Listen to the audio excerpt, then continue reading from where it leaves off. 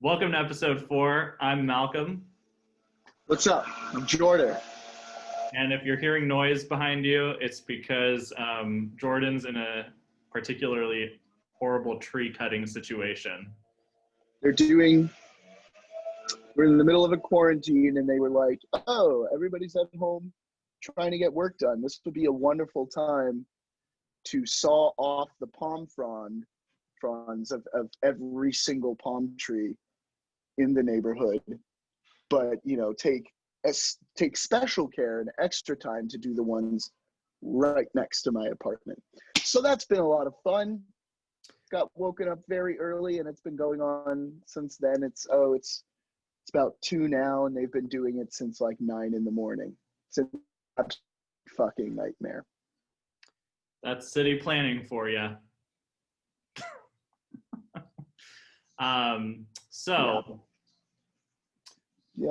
This isn't going to be as long of an episode as we usually do, but there's a couple big things that I want to talk about. One, last night we had How do we ever decide what to talk about in these days? There's so much that happens in so little time.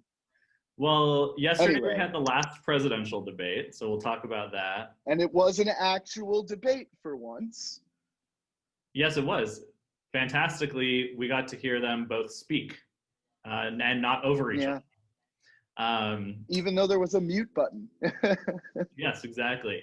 And then we'll talk a little bit after it about my favorite October surprise, which was Borat. Hey, I like it. It was fun. I literally just finished it right before we were getting on here. I watched it this morning, and I was actually glad that it was just included with Prime. I thought I was going to have to pay like $20 to see it. And yeah, that was a nice surprise. That made me happy to see. Yeah. So that was great. What do you want to start with? Let's start with the Borat. Let's start lighthearted and then get into the other stuff. So what do we want to start on? Should we get the elephant in the room out of the way first? Well, first, there's going to be a ton of spoilers. So Hey, Malcolm, when you're editing this, if you could just put a big spoiler alert on the screen, that would be great. So if you want to see Borat, go watch that first before watching us. Before listening to us, yes, because we are about to spoil the movie for you. So now that we got that out of the way, I thought it was a lot of fun. The big thing was the Rudy Giuliani scene that people were talking about. This is the aforementioned elephant to which I referred.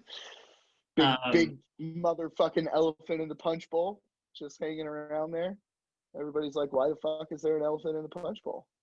I mean, this dude nearly started just whipping it out and like right on camera.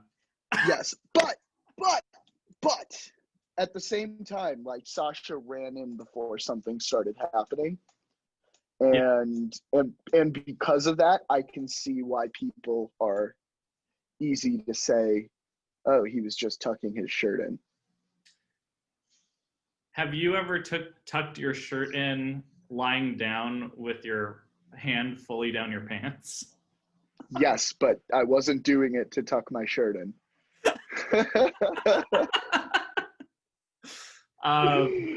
So yeah, I mean, I guess you could try to make that excuse.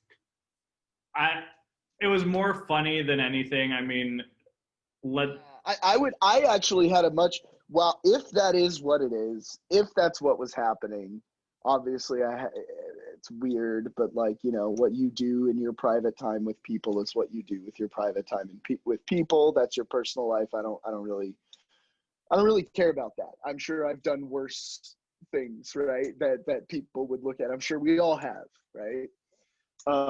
But I had more problems with the whole China manufacturing the virus stuff and all of that he said. That's what bothered me a lot more. Yeah, which that led to a really fun, like the scripted ending for like the big like that was really funny. I won't talk about that too much because that was more scripted stuff.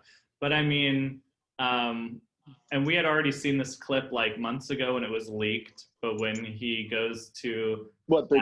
that rally Oh yeah, and he sings the Wuhan flu we song. were all waiting for that moment to happen. We were all like, okay, when is this rally gonna happen that we all saw in the news? The Wuhan flu song and all that. That was. And the thing is, everyone there, so many of them were singing along and participating. Like this was there were definitely Sieg Heils out there, and that was a little disturbing to see. Yeah, and just there was a few things when he goes to the cake, the bakery. Yeah, actually, before we talk about this, I wanted to bring this up specifically and talk about this because this is an issue that, I don't know if I've mentioned this before, but I come from a Jewish family. I used to be Jewish. I'm an atheist now. My family are, all still Jewish or former Jews like me. The sort of casual just acceptance of that anti-Semitic stuff was very frightening. And I thought there was a missed opportunity there for juxtaposition. I think it would have been very forced, but I was hoping he would say, okay, now I want to make a cake with like gay stuff on it. And then see if they said no. That actually would have been amazing. I would have loved that. Yeah. I also come from a Jewish background on my father's side. Well, yeah. Come on, man. That doesn't count. No, just kidding. Just kidding, bro. It doesn't count in the eyes of some. Anyway, but no. I do come from a Jewish background on my father's side, and so yeah, I agree. It was disturbing. And obviously, yeah. Sacha Baron Cohen is Jewish himself, but yes, of course. Also, I do want to point out for those of you who think I was just being a bigot, you should know in Judaism, traditionally, it is the mother who passes down the religion. And that was the joke I was making. I wasn't giving him a hard time for being half Jewish. Yeah. It's a matrilineal religion. Yeah. Kind of interesting that they go matrilineal. But that's a whole other thing we could talk about. Well, there's a lot of interesting things about Jews. That's probably why people don't like us very much. But yes, he goes into this bakery and he requests that the cake, he says he's going to send a cake to his like supreme leader that says Jews will not replace us. And like the Charlottesville March is what they were chanting in the Charlottesville March. Without blinking an eye, the woman at the cake shop is like, oh, okay, I'll write that on there. And there were a lot of moments like that. Yeah, the plastic surgeon when he's talking about the nose. The nose. That I didn't know how to feel there. I'm laughing. I was laughing, but I was also at the same time I was like, this is where we're at. I mean, like, this is an accurate representation of what all of this disgusting conspiracy spewing Nazi fucking garbage is leading us to. More and more people are okay with being anti-Semitic, and among other things, mind you. Look, I'm not going to claim that we're the kings of suffering. Hey, we're up there, but we definitely share that pedestal with some other folks in this country, right? African Americans have had just as hard a time as we have over the years. It's a lot easier for us now than it is for them. But I'm really tired of hearing people blame their own ineptitude on Jews and Judaism. Yeah, I mean, you could look at statistics, but anti-Semitic hate crimes have like skyrocketed the last few years. And it's not just among like white rednecks that's happening either. A lot of communities are having these like anti-Semitic feelings. Yeah, because they're all fake woke, because they're all getting sucked into these bullshit conspiracies that are from they're always conspiracies. in this country are always, or almost always, I mean, I'm not going to sweep a generalizing brush about if you're a conspiracy theorist and you're not anti-Semitic, I'm sorry. Let me apologize ahead of time. I'm sorry, this batshit doesn't fit with your batshit. But most of them are anti-Semitic in nature, in what they are at the base. It's all about the Jews controlling all these things. They always say this big Democrat pedophile sex cult, but the word Jew is supposed to be in there. Jewish democratic sex cult is what they really mean. And so, like, when they attack a guy like George Soros, for example, who is a humanitarian and a philanthropist and has been for a long time, it's literally just pure anti-Semitism. They're mad because he's richer than they are and that he's trying to make it better for all the people. I'm not talking about the little people. I'm talking about the people who come up with these conspiracy theories. The little people just believe whatever's being spewed at them. But I saw, and this really made me upset, I saw someone share a picture of George Soros. And check this for me, was he a Holocaust survivor? I'll double check. Or did he have family in the Holocaust or something? I'm pretty sure, but I will double check. Yeah. Continue. I mean, regardless, he would have known people or somehow had some tangential relationship to him. But this post, they had painted a swastika on his forehead. Yeah. I mean, made me sick to my stomach. And this is somebody that usually I don't respond to. I just let them say their stuff. It's not who you're thinking it is. I didn't think so. I would be shocked, but yeah. Yeah, I don't think that person would ever do something like that.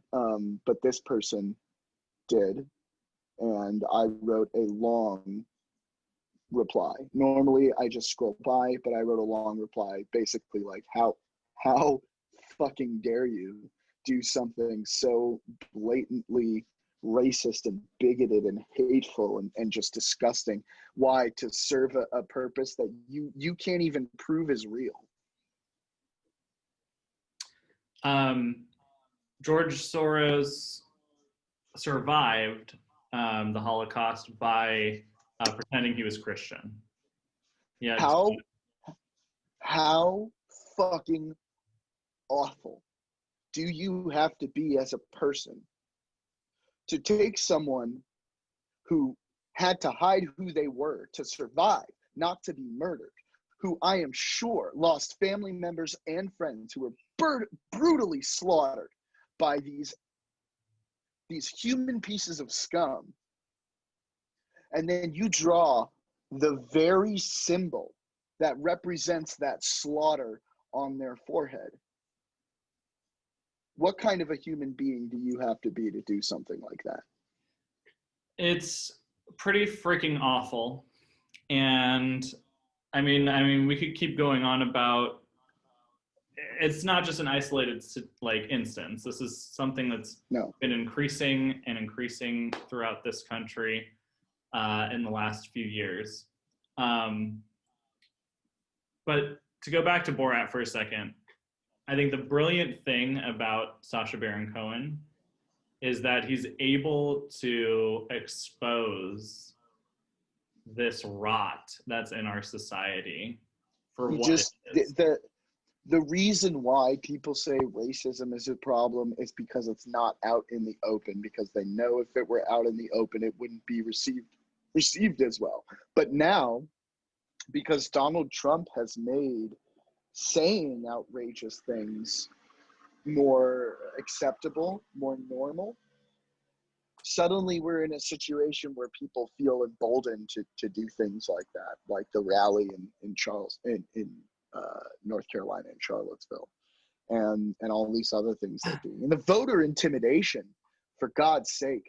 I mean, this started even before he became president, and I wouldn't put it all on Trump, but I mean, No, Tea Party. Even like, the whole, yeah, that whole, the whole birther conspiracy, and that was the he took first off and ran with look it. it up. I mean, he didn't create the birther conspiracy, but if he didn't like latch onto that and then find his base using that, He he would wouldn't have been anybody. no. Yeah. Um, Yeah. so I mean, it's a service I think that this movie did in exposing some of it. Not that it's going to change anything, but No, because the people who believe in these things are already so wrapped up in it that the way their brain works, they will automatically reject anything that doesn't fit up with it, because they're at this point, a lot of their identity is tied up in hating the God, the God hating liberals and all of those things. I mean, it goes to a point of near insanity. And look, I'm not saying that these people can't be helped, right? I'm not saying you can't be pulled out of it, because I was pulled out of it. I used to be did I tell you this? I used to be a full-on InfoWars fucking straight up conspiracy theorist for like a year. And then I spent a lot more time around my mother, and we talked about it, and I realized none of this is supported by anything. there's a certain It's threshold that and that was like people have. the start of when I went into really seriously studying critical thinking and logic and how they work. Oh, we need to talk about James Randi. Yeah. Do you want to? I mean, we'll talk about him at the end. We'll talk about him. Let's talk about him in the end. But I have ADHD, guys, once again, in case you didn't know. The last thing I'll say about Borat, it's not just him exposing like anti-Semitic stuff. There's sexist stuff that he is exposing, misogyny. $500. I love that girl's reaction to her dad. Or I don't know, maybe grandpa or whatever. Honestly, that was one of the parts that sickened me the most, was the Georgia Ball. Her reaction, I was like, you're gonna be a good person. Oh yeah, yeah, and it's that was like one of the only moments. It's weird that I'm saying this. It's like one of the only moments in this movie that actually made me feel good about people, is when she said that to him. Yeah, because you know that there are good people out there, even if they're amongst a lot of scum. Yeah. I had a hard time watching that dance scene though. That was so cringy. Oh my goodness. And you could just feel everyone in the room just like, Oh wow. That was hard to watch. And then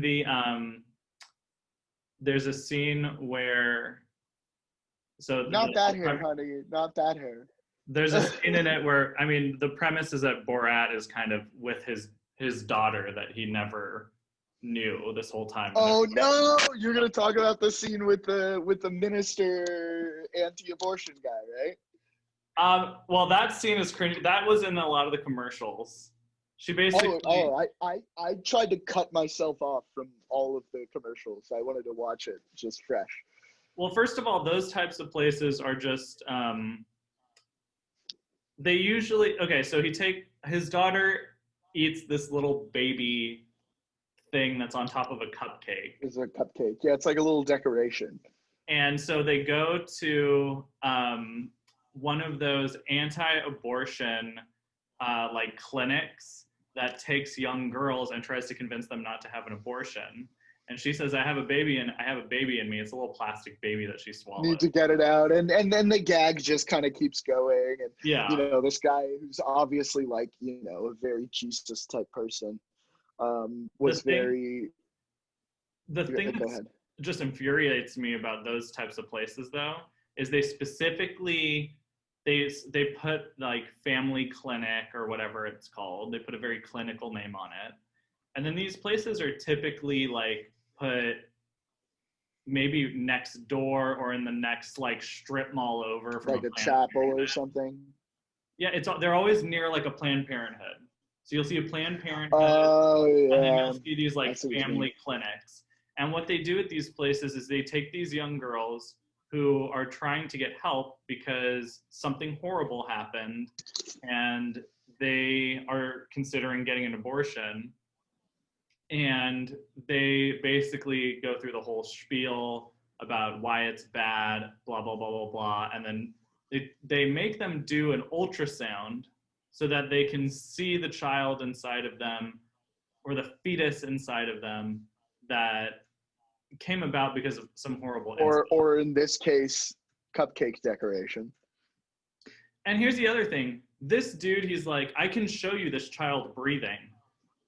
Fetuses do And they're not like, breathe in the freaking womb. So these dudes of course are, they don't.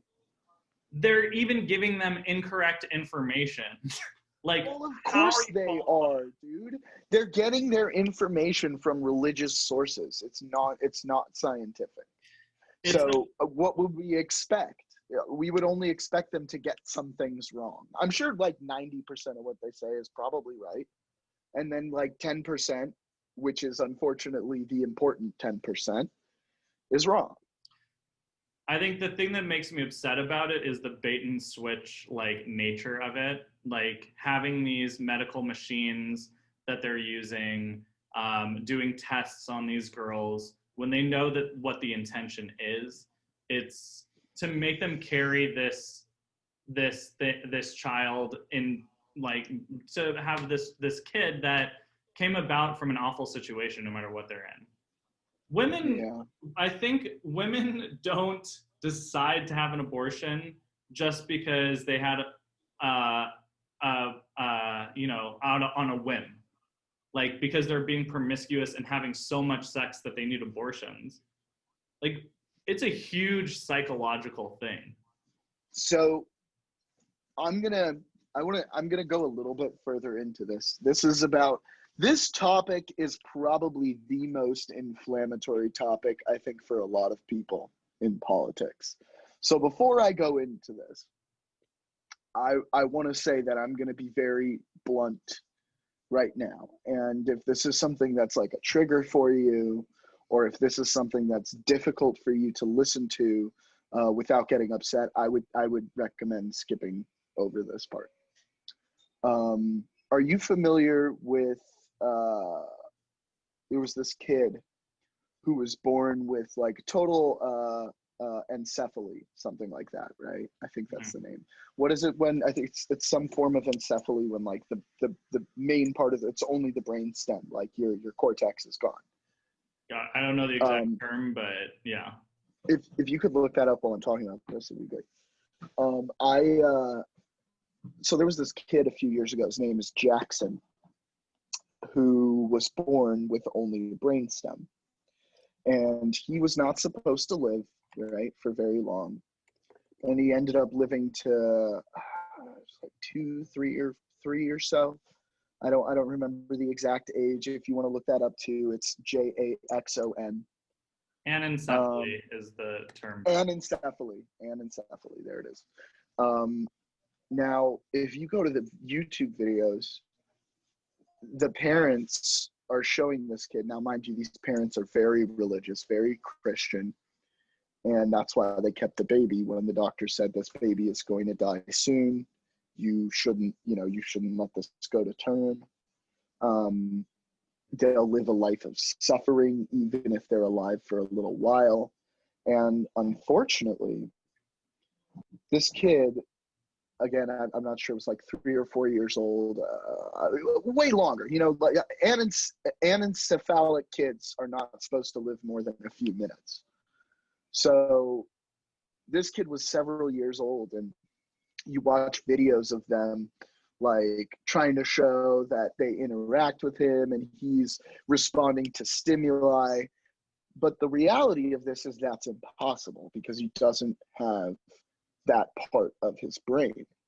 So what we start to realize as we see more of these videos is this kid is just seizing constantly, really, painful, terrible seizures.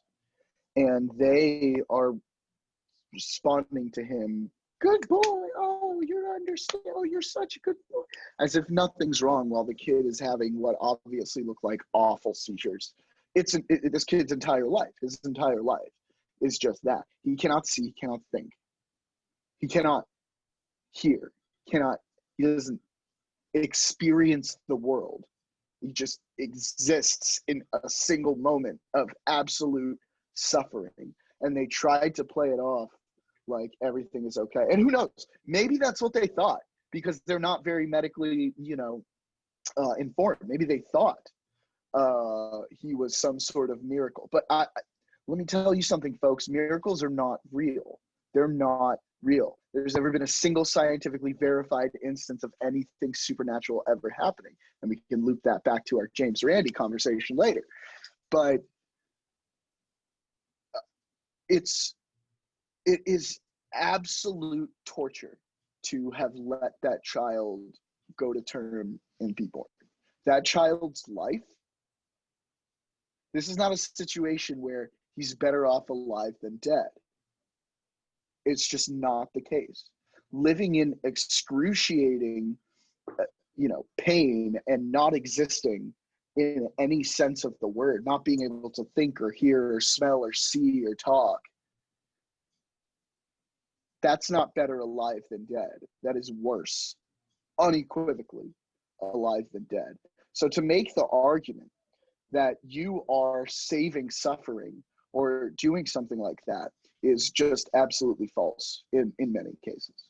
So I highly recommend, for those of you who haven't looked into this, go watch these videos. Watch the ones from the parents. Watch the ones from people who were concerned and talking about what they thought was really going on. Make a decision for yourself, but the science says it pretty clearly that kid, if he could even be aware that he was alive, was in only suffering for his entire existence. Pretty freaking awful. And I want to mention too, when people make this decision, it's oftentimes not just because the child exists. It might not. I mean, that's one scenario where this child that's many problems. But what Borat was making fun of in his was a situation where a father would come in with their daughter, incest, saying that he impregnated her, and then a Christian minister saying, well, that's God's work. God doesn't make accidents. That's so gross. That's so gross. I can't even begin to talk about how gross that is. Like, how could you say such a terrible thing? And the really fucked up, culty, brainwashed thing about it is the man is sitting there saying this with absolute conviction in his eyes. He's actually looking him in the face and saying, "Oh no, your potential rape, incestual child was not an accident or not a problem. It's a good thing." You're laughing throughout the movie, but it's like cognitive dissonance, because you're like, these people that he's talking to are real people, and they're like, the way that they think is so scummy and antithetical to like most people's morality that it's just mind-blowing. But not in America. Not in America. In America, that's a normal part of political discourse. They're okay with saying that. They don't think there's anything wrong with that. And it just goes to show what religion can do to people's heads. Well, it's also a little bit about what we talked about last time, that people think in absolutes. So something's either right or wrong. And then when you think like that, there's no in between, there's no room for proper discourse and nuance. When most situations that we run into, especially something like abortion, is a very nuanced and huge topic that can have many different scenarios. And if you are in the team it's right or wrong, it's good or bad, black and white, you're not going to be able to have any meaningful discussion about it. Exactly. Because you just don't get it. So Right. People are, that's another problem I find with religious ways of thinking. It's always black or white, right? Unless, of course, you don't want it to be black or white. If it doesn't fit right with what your God says, then it doesn't have to be black and white. But I am tired of this idea of an objective morality. I mean, everything about reality says that that's not the case. The way we live our daily lives says that's not the case. Why are we still being stuck on this idea that somehow we have to get our rules passed down from somebody else? We are civilized society. We can make our fucking rules. We can be intellectual and have a humanistic discussion about what kind of rules we need in society to make the best decisions for that society. And I'm tired of people having pride in saying that our laws are based on Judeo-Christianity. Though, have you read the fucking Bible? there's a lot of contradiction in it. There's a lot of Not things. just contradiction. There's a lot of just abhorrent morality, or I should say lack thereof. I mean, there's stuff in there like you can't wear clothes that are made out of two different materials. Like, no, setting aside the stupid things that don't make any sense. How about if you rape a girl, then she has to marry you as a punishment? As your punishment, she's now your property. Okay. I mean, we can get into a whole other discussion about this. That should be another time. So yeah. I quickly do want to talk about the debate yesterday. The final debate, the second and final debate.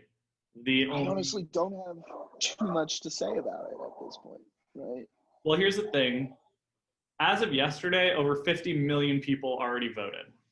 That's already done. So and 50 million people, I mean, that's nearly 20% of the population total. So even more percent. I think it was like 70. I saw a figure that was like 70% blue votes of the votes that have come in so far. Yeah, but I mean, that's a huge amount of the electorate that's already just casted their vote. So Did you hear that figure that I just gave to you? 70%, yeah. Based on exit polls. We'll see. I'm still. I mean, look. If you look at statistics, it was CNN.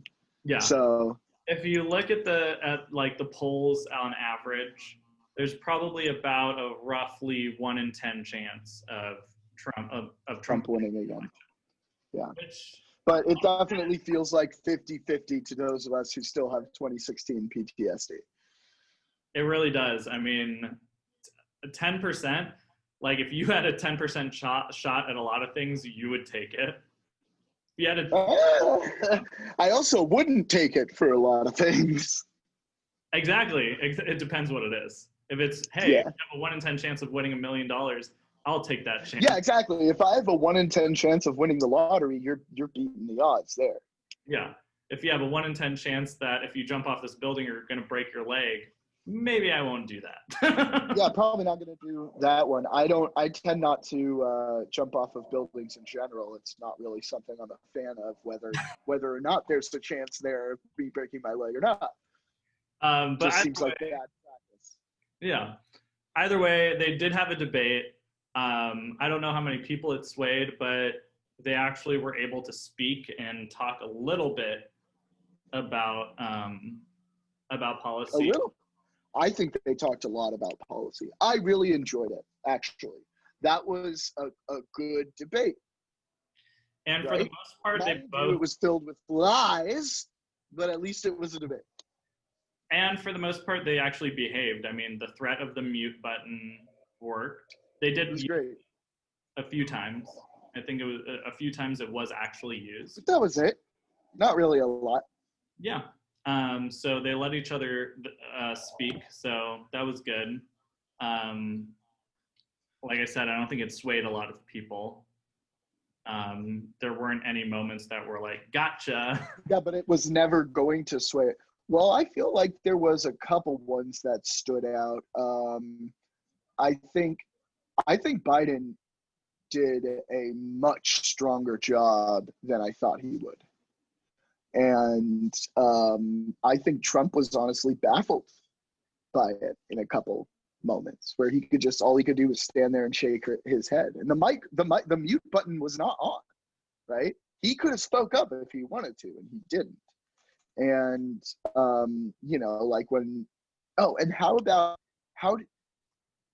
Trump didn't understand the satire of when he actually didn't comprehend it, of when Joe Biden referred to him as Abraham Lincoln. He's like, how did he not? I'm not Abraham Lincoln. Yeah. Do you how can you not understand what he was saying? Like, he asked him to explain, really? Like, really, bro? Come on. It might have even been, you think I'm Abraham Lincoln? Yeah, right. No. There were a lot of things. The China thing, he hit him really. He did not let him get away with the China ban thing this time. Last time when they talked about the China ban, Joe just kind of let him go. But this time he really was like, look, you did it after a lot of other people did it. And when I called you a xenophobe, it wasn't about that. Yeah. It was interesting. I watched the whole thing. There was one, this has been my theory the whole time. Trump's been, in my opinion, Trump had only prepared to go against Bernie Sanders months ago. And Kamala Harris, I guess, too, because that was great. I think he only prepared for that, and then when Joe Biden ended up winning, he was just like, I'm just going to stick with this. Yeah, I'm fine. Like, Kamala Harris, she's more liberal than Bernie Sanders. And Joe's like, well, good thing she's not running for president then. Yeah. It was just funny. And then the other thing that gets me too is Joe's a politician. He's a politician. Why didn't you're a politician now. You have been in office for 4 years. Yeah. Do you not campaign? Bro, you have become the swamp. You are the swamp. The only people you cleaned out were in your own fucking cabinet. 4 years ago, it wasn't a huge deal for him to say, I'm not a politician. But yeah, this is 4 years. But now you are. You're president of the United States. And like, you can tell they are desperate when every attack they have isn't even about Joe Biden himself. Yeah, they want to have this gotcha moment with Hunter Biden stuff, which no legitimate publication is buying. But even if they did, it still doesn't tie Joe Biden to anything. It doesn't do that. And then he's also attacking, he attacked AOC. Joe Biden. AOC plus 3. That was his thing. AOC plus 3. What are you, 5 years old? Dude, you sound like, that was really cringy. AOC plus 3 was like really cringy. It was a cringe moment. Like, I was like, ooh, that sounds really like, you sound like a little child when you say that. I already think like the squad is childish, but like now that it's AOC plus 3, come on. She's not running for president. It sounds like it's part of a nursery rhyme. It's silly, but it triggers people because for some reason, like, so many Republicans are fixated on AOC, even though she has a district in New York away from everyone wherever they live. Like, come on now. Like, who is talking about Congress people like that? Like, she gets so much hate. It's insane. That's another thing we could talk about another day. Yeah, not so much. I think, well, early, I felt like she was very emotional and not as much substance earlier in her term. But she got better over time, for sure. And I appreciate her a lot more than I did at the beginning of her term. She's also also young, and she's also young, and obviously she doesn't have the years of experience like a lot of these people do. Her and I are the same age, so it's like I get it, but at the same time, how are you gonna? I don't know. I like the whole experience thing, having experience going into something. If you're good at something, or if you were, she was elected by. It's a fallacy. It's argument from authority is what it is. It's a logical fallacy called an argument from authority, where you say that I have this experience, I've done these things, so I know what I'm talking about better than you do. When in reality, that's not the nature of how information works. If it's true, it's true. It doesn't matter what the source is. So I don't care whether you do or don't have experience necessarily. I care whether you do or don't know what you're doing. Yep. I mean, that's a problem that I think a lot of millennials have ran into their whole lives, is being discounted for their knowledge because they don't have the experience that somebody. Well, there's also new skill jobs are not being created at a fast enough rate to keep up with all the people who are coming out with skill-based degrees. That's something I'd actually like to talk about next time, because the job market, I think everybody has it wrong. And I'd like to talk about it. Both sides, everyone has it wrong. So I'd really like to talk about that next time. You know who especially has it wrong? The libertarians. I'm sorry if you're a libertarian. I'm sorry. I just like poking fun at you guys. You know, it's all in good fun. I actually generally like libertarians. They tend to be a lot easier to talk to, even though we disagree on a lot. And I used to be one during my conspiracy days. So I very much understand, you know, the point of view of a libertarian. I just wholeheartedly disagree. You know, in the same way that I'll leave it at this. I find it humorous that libertarians think that a truly Marxist society is, you know, is like so far out of reach because it relies on too much on people, and people are greedy. But somehow totally capitalist system without regulation won't do the same thing.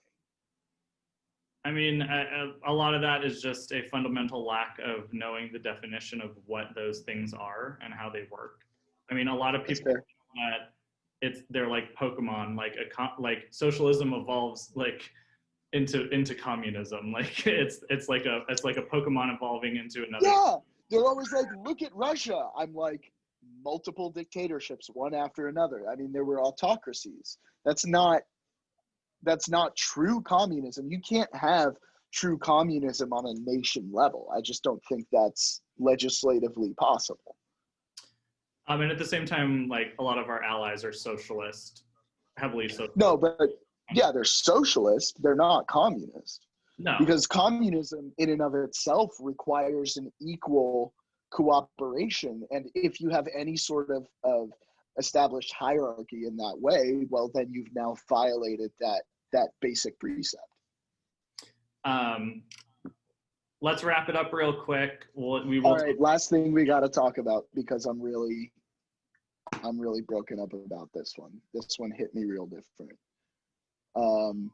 As many of you may know, and some of you may not, if you don't know who he is, the magician, debunker, rational thinker, sort of, you know, beacon of rational thought and critical examining of claims in general.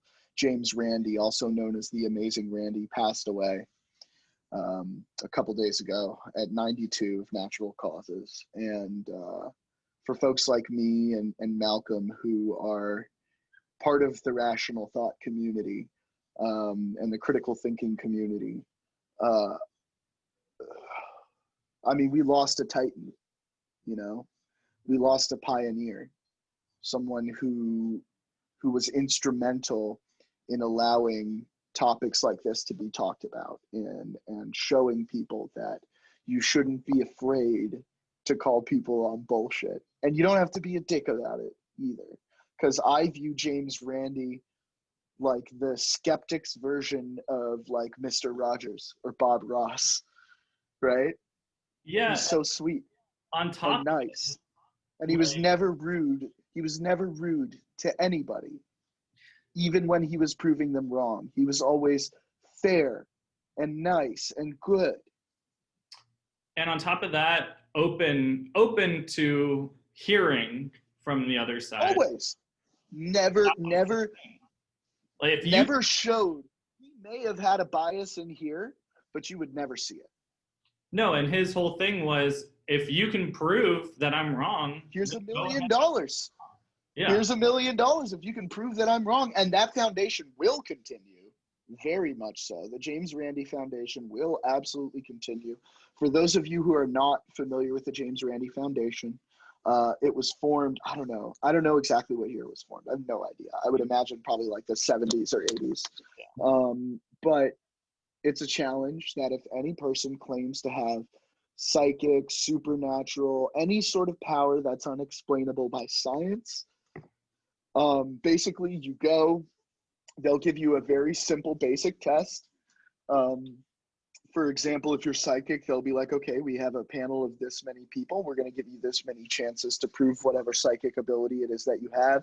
You both have to agree to the test. And once you both agree, if you can pass it higher than what would be on chance, they will give you $1 million. And fun fact, guys, nobody's done it. They either go up and fail and make an excuse, or just accept that, okay, fine, you got me.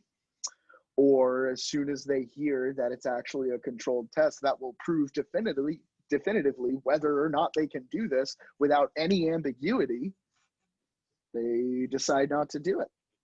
Yep. So, and yet, through it all, he always approached it from a scientific perspective. And he says, I would love for people to prove me wrong. He said it many, many times. And one of the funniest jokes I saw after he passed away, and I guarantee for those of you who don't know how James Randi was, this would have made him chuckle, would have made him crack a smile. But when they all said that he was dead, I saw a bunch of people saying things like, I'll believe it when I see it. And I was like, oh, what a wonderful, what a way to bring humor into a tribute to James Randi. And if he were alive and saw this stuff, or was somehow able to, right? If you are out there, James, let us know. I know that would bring a smile. I think he would. He said that he would. He said that he would. So, I think we'll leave it at that. Again, I'm Malcolm. And I'm Jourdan. And rest in peace. Rest in peace, James Randi. We need more people like you. We do.